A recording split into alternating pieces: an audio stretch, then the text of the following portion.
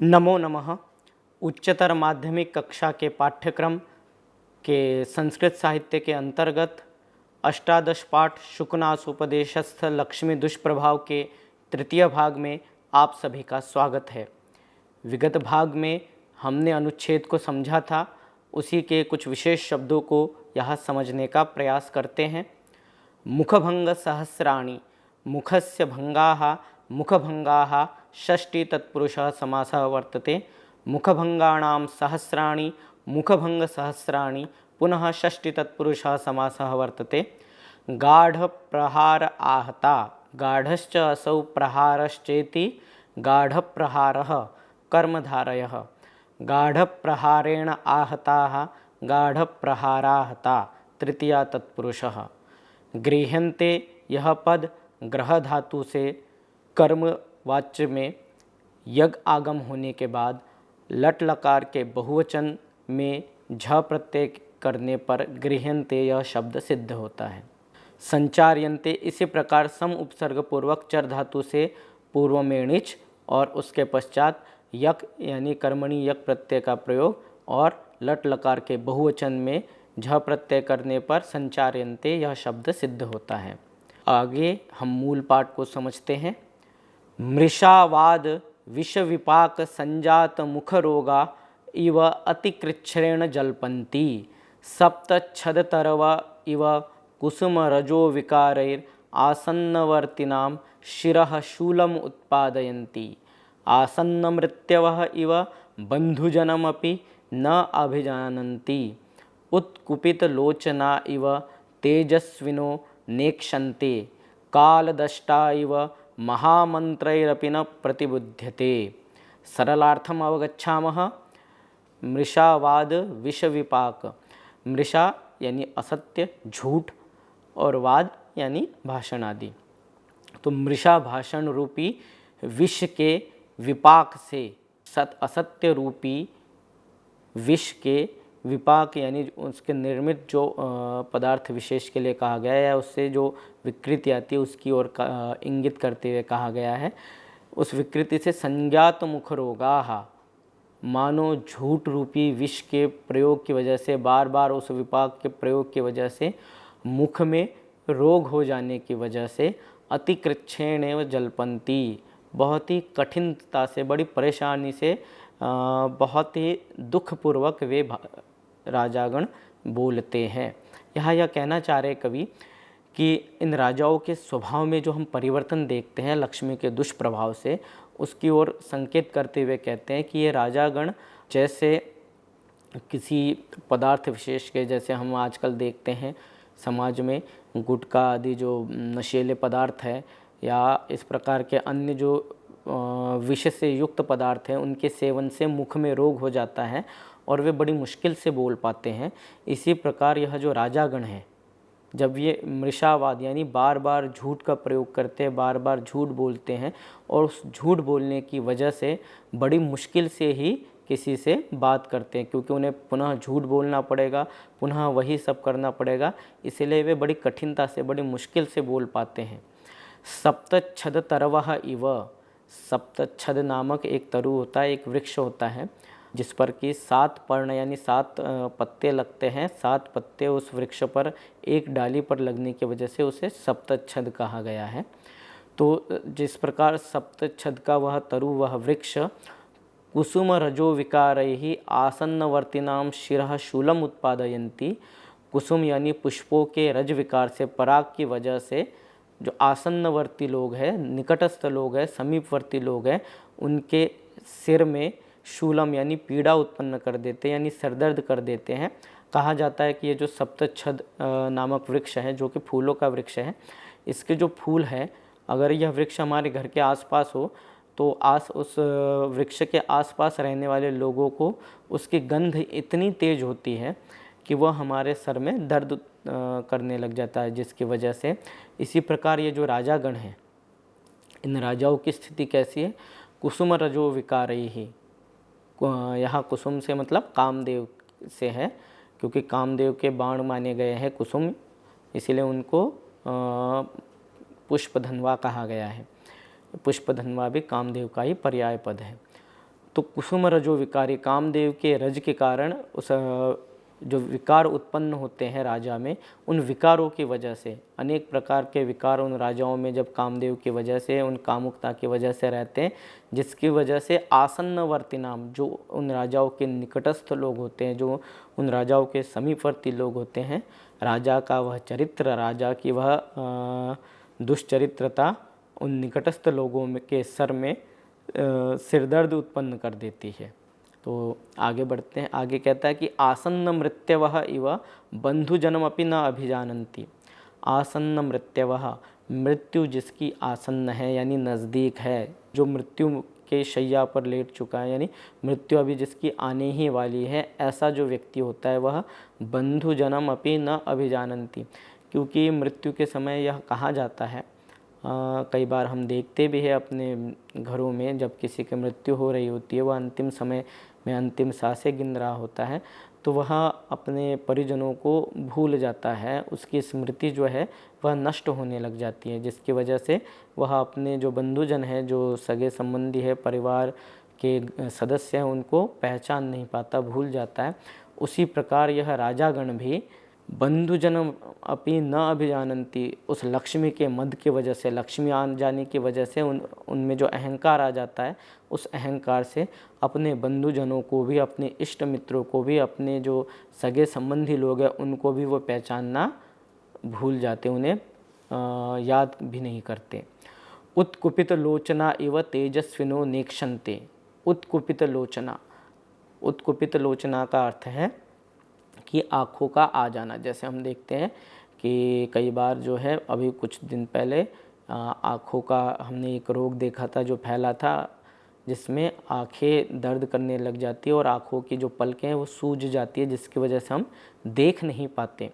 तो उस स्थिति को कहा है कवि ने कि उत्कुपित लोचना, जिनकी आँखें आ चुकी हो, आँखें सूज चुकी हो, ऐसे व्यक्ति तेजस्विनः न ईक्षन्ते, तेजस्वी सूर्य को नहीं देख पाते हैं, या जो तीव्र प्रकाश होता है उसे नहीं देख पाते हैं।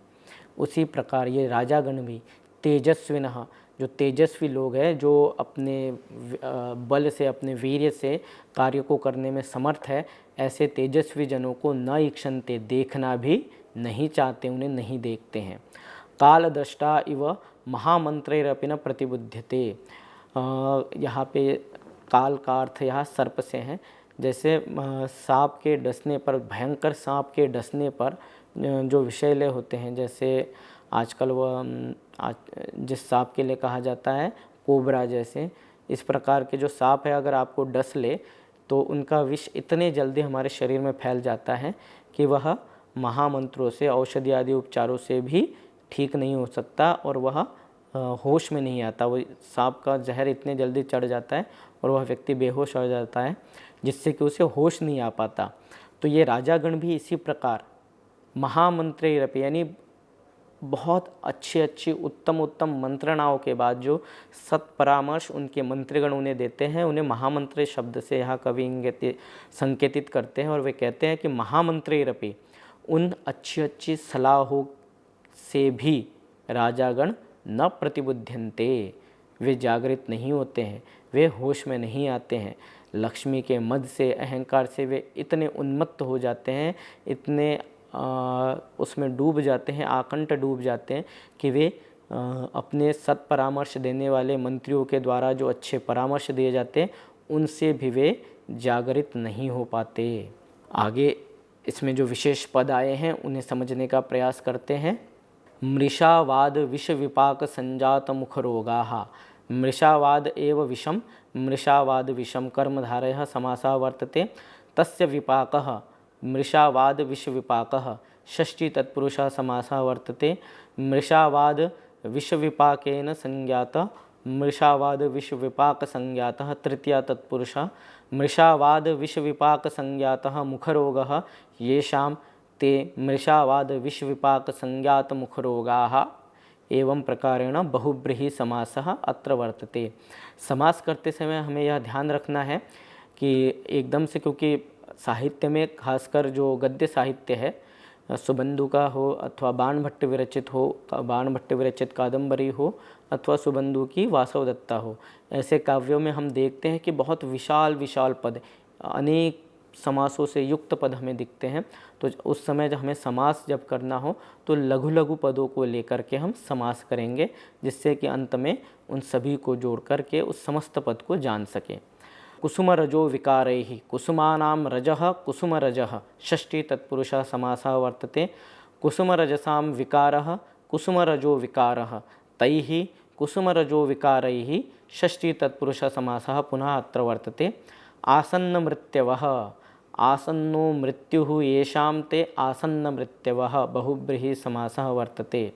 प्रतिबुध्यन्ते, प्रति उपसर्ग पूर्वक बुध धातु से यह कर्मवाच्य में प्रयोग है, इसलिए यक का आगम होगा और लिट लकार में प्रथम पुरुष के बहुवचन में झ प्रत्यय करने पर प्रतिबुध्यन्ते इस क्रिया की सिद्धि होती है, क्रियापद सिद्ध होता है। अग्रे मूल पाठम पश्यामः। जातुषा भरणानि इव सोष्माणं न सहन्ते, दुष्टवारणा इव महामानस्तंभनिश्चलीकृता न गृह्णन्ति उपदेशं, तृष्णा विषमूर्छिताः कनकमयमिव सर्वं पश्यन्ति, ईशव इव पानवर्धिततीक्ष्णाः परप्रेरिताः विनाशयन्ति, दूरस्थितानि अपि फलानि इव दण्डविक्षेपैर्महाकुलानि शातयन्ति, अकालकुसुमप्रसवा इव मनोहराकृतयः अपि लोकविनाशहेतवः, श्मशानाग्नयः इव अतिरौद्रभूतयः। इसके सरलार्थ को समझते हैं। जातुषा आभरणानि इव सोष्माणं न सहन्ते। जातुषा का अर्थ होता है लाख, उनसे बने हुए आभूषण। जैसे पहले लाख की चूड़ियाँ बना करती थी और भी अनेक संसाधन बनते थे, तो उस लाख पदार्थ से बने हुए आभूषणों के समान, जैसे वे लाख से बने आभूषण ऊष्मा को नहीं सहन कर पाते, गर्मी को नहीं सहन कर पाते, जैसे ही वे गर्मी के संसर्ग में आते हैं तभी वे पिघलना शुरू कर देते हैं, अपने स्वरूप को, अपनी आकृति को छोड़ देते हैं। उसी प्रकार ये जो राजागण हैं वे सोष्माणम न सहन्ते, अपने से अधिक ऊर्जावान व्यक्ति को, अपने से अधिक तेजस्वी व्यक्ति को सहन नहीं कर पाते हैं। आगे कहा कि दुष्ट वारणा इव, जैसे वारण का अर्थ या हाथी से है, उसी के लिए यह पर्याय पद प्रयोग होता है। दुष्ट वारणा, जिस प्रकार से जो दुष्ट हाथी है यानी मद जल के कारण मद से उन्मत्त हाथी है, वह उस प्रकार का हाथी महामानः, महामान का अर्थ है महावत, जो हाथी को चलाता है, हाथी को गाइड करता है, उस व्यक्ति के द्वारा स्तंभ निश्चलीकृतापि, यानी बड़े से खंबे में बांध दिए जाने पर भी वह जो मदमत्त हाथी है वह महावत के द्वारा न गृह्णन्ति उपदेशम, उसके संकेत को, उसके उपदेश को स्वीकार नहीं कर पाता। यानी जब वह मदमत्त हाथी होता है तो वह अपनी ही धुन में लगा रहता है और किसी की नहीं सुनता, अपने मन से ही करता है। इसी प्रकार जो राजागण है, राजा के पक्ष में कहा गया है कि महामानः, महान यानी अत्यधिक, और मान यानी अहंकार, घमंड, उस अत्यधिक घमंड के कारण स्तंभ निश्चलीकृता, खंबे के समान दृढ़ हो चुका है, कठोर हो चुका है, जिसमें विनय भाव का सर्वथा लोप हो चुका है।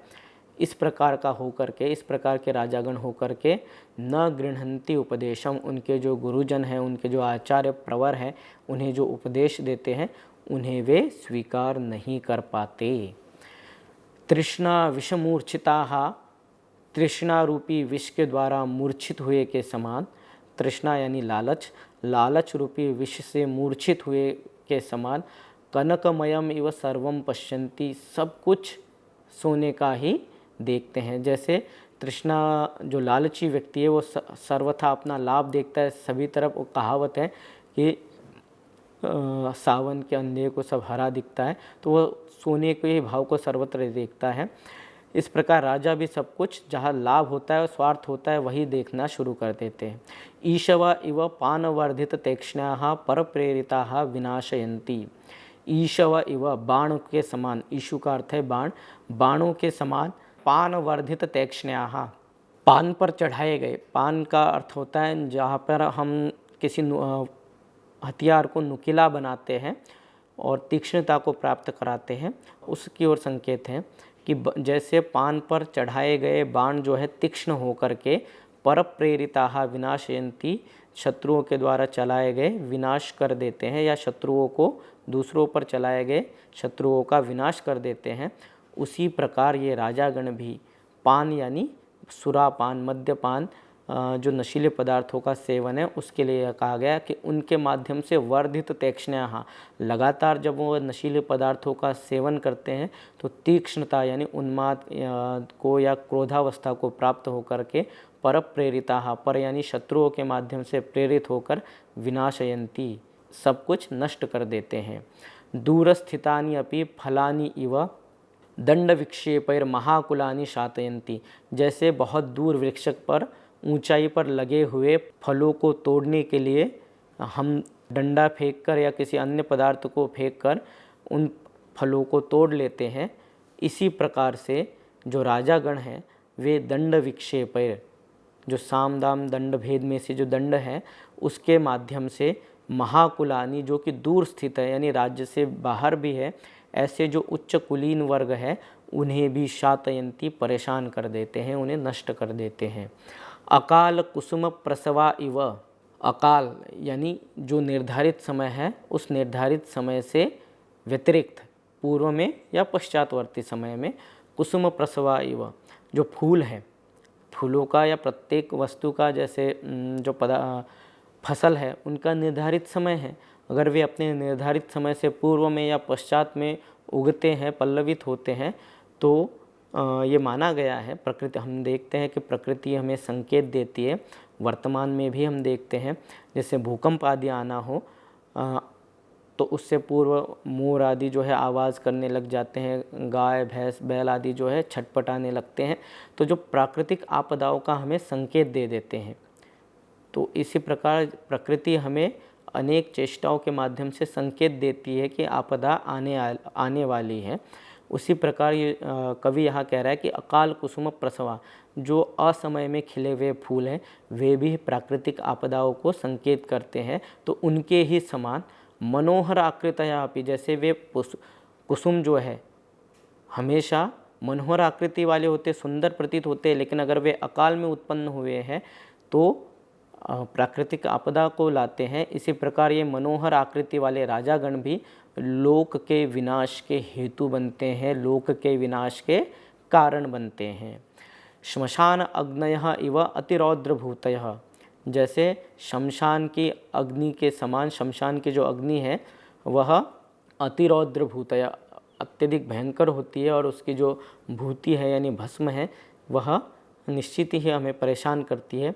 इसी प्रकार ये जो राजागण हैं इनकी विभूति, इनके जो धन वैभव है वे अतिरौद्र होते हैं, यानी दूसरों को भयानक तरीके से परेशान करने वाले होते, डराने वाले होते हैं। तो इस पाठ को हम यही विराम देते हैं। अग्रिम शेष संकल्पना को हम अग्रिम अध्याय में, अग्रिम पाठ में देखेंगे, अग्रिम भाग में देखेंगे। आप सभी को धन्यवाद, पुनः मिलेंगे।